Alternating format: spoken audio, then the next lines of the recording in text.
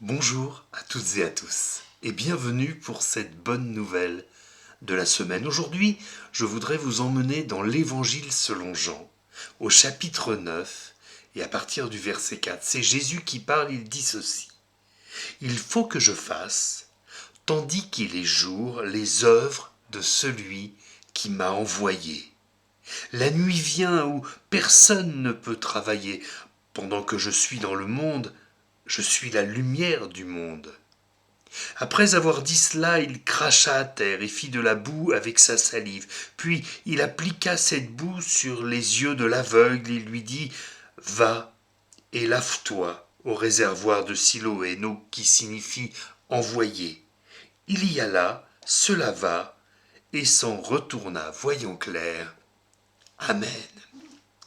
Je ne vais pas vous parler du miracle que cet aveugle a vécu, même si il est sans doute extraordinaire bien de voir Jésus arriver et faire ce qu'il a fait ici, simplement cracher par terre, faire de la boue, l'appliquer sur les yeux, voir cet aveugle recouvrer la vue. J'imagine que ce devait être un spectacle absolument réjouissant.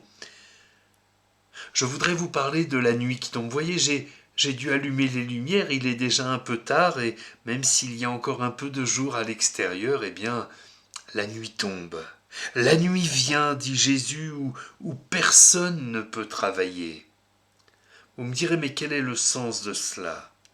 Le sens de ce texte pour nous aujourd'hui, c'est de réaliser qu'il y a un temps où il fait jour, c'est-à-dire un temps où la grâce du Seigneur Jésus nous est accessible, et puis il y a un temps où le jour diminue, où ça devient plus difficile de voir les choses, de les comprendre, de les assimiler, et de fait, cette nuit qui vient, ces ténèbres qui s'épaississent, vont finir par nous rendre difficile la rencontre avec le Seigneur Jésus. Vous imaginez bien si vous avez rendez-vous avec un ami et qu'il fait jour, vous le trouverez sans aucune difficulté. Mais imaginez que vous ayez rendez-vous avec cet ami dans un bois en pleine nuit.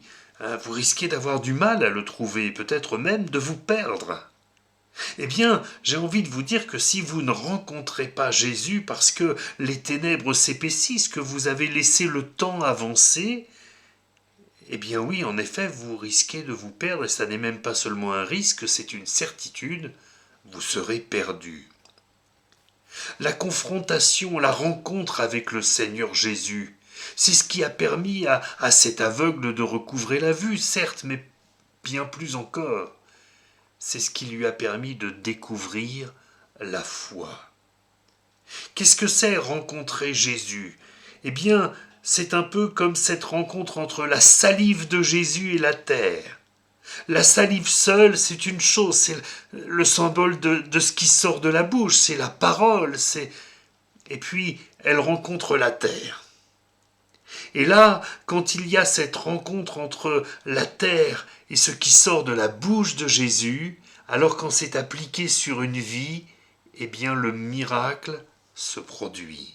C'est-à-dire que tout à coup, parce que si l'on avait appliqué de la poussière sur les yeux de cet aveugle, de la terre, mais cela n'aurait rien produit, mais mélangé à ce qui sort de la bouche de Jésus, là tout à coup, c'est quelque chose d'extraordinaire. Peut-être avez-vous l'impression parfois que votre vie n'a pas grande utilité, n'a pas grande saveur, un peu comme de la poussière, un peu comme de la terre. C'est vrai que si nous regardons ce que nous sommes, la Bible le dit, tu es poussière, tu retourneras à la poussière, nous retournons à la poussière en fin de vie.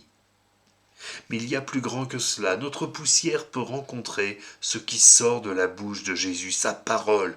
Non pas sa salive, c'est un symbole, mais sa parole. La parole de Jésus a changé quelque chose pour cet homme. Il lui a dit, voilà, va te laver, retire ce qui t'a sali.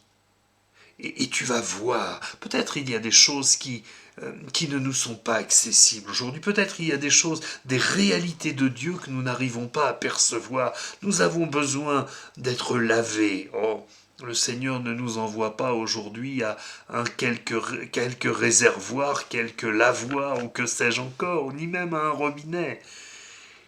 Il nous envoie au pied de la croix. Et au pied de la croix, eh bien, le sang de Jésus a coulé. Et c'est ce sang qui nous purifie, c'est ce sang qui nous lave non seulement les yeux, mais qui nous lave entièrement. C'est cette rencontre avec le Seigneur Jésus qui nous permet alors de voir les réalités divines, de comprendre l'amour de Dieu.